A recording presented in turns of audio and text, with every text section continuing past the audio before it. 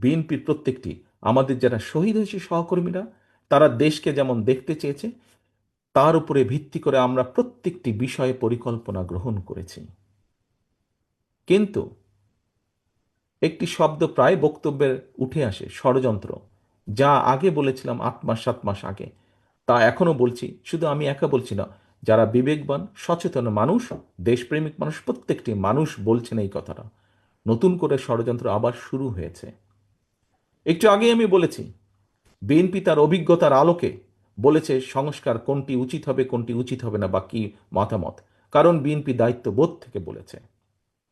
প্রিয় সহকর্মীবৃন্দ, আমরা বরাবর এক কথা বলে এসেছি, আমরা সবসময় গণতন্ত্রে বিশ্বাস করি, বাংলাদেশের স্বাধীনতায় বিশ্বাস করি, বাংলাদেশের মানুষের সার্বভৌমত্ব, দেশের সার্বভৌমত্বে আমরা বিশ্বাস করি, মানুষের কথা বলার অধিকারে আমরা বিশ্বাস করি। বিএনপি তার জন্ম থেকে বলেছে, বিএনপি বহুদলীয় গণতন্ত্রে বিশ্বাস করে।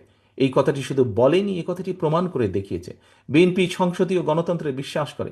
বিএনপি শুধু বলেইনি, দেশনেত্রী খালেদা জিয়ার সময় আমরা এটি প্রমাণ করে দিয়েছি প্রেসিডেন্সিয়াল ফর্ম থেকে পার্লামেন্টারিয়ান ফর্মে কনভার্ট করার মাধ্যমে। বিএনপি এই কাজগুলো যেগুলো বিশ্বাস করে, বিএনপি প্রমাণ করেছে বিভিন্ন সময় কাজের মাধ্যমে বিএনপি যা বলে। কিন্তু আমরা কি দেখেছি? অনেকগুলো রাজনৈতিক দলকে আমরা দেখেছি, কারোর সাথে আমরা দেখেছি,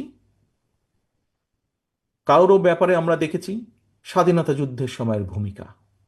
যখন বিএনপির প্রতিষ্ঠাতা শহীদ রাষ্ট্রপতি জিয়াউর রহমান স্বাধীনতার ডাক দিয়েছিলেন, সেই সময় আমরা দেখেছি দেশের স্বাধীনতার বিরোধিতা কে করেছে, কাদের পক্ষ নিয়ে দেশের স্বাধীনতার বিরোধিতা করেছে। আবার আমরা দেখেছি কোন কোন রাজনৈতিক দলের সদস্য এই দেশের মানুষকে যুদ্ধের ডাক দেয়নি, বরং ডাক দেওয়ার দায়িত্ব তাদের ছিল, কিন্তু ডাক না দিয়ে আমরা দেখেছি সবাই মিলে গিয়ে কোনো একটি দেশে লুকিয়েছিল বা আশ্রয় নিয়েছিল। কে ছিল এই দেশে? এই দেশের জনগণ ছিল। এই দেশের মুক্তিযোদ্ধারা এই দেশে ছিলেন। এই দেশের জনগণ এই দেশে ছিল।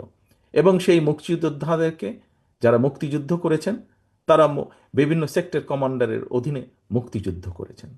আজকে যদি বিএনপির অবস্থান থেকে আমরা বলি, আমরা কাউকে দেখেছি একটু দূরের একটি দেশের গান গাইতে, আবার কাউকে দেখেছি একদম প্রতিবেশী একটি দেশের গান গাইতে।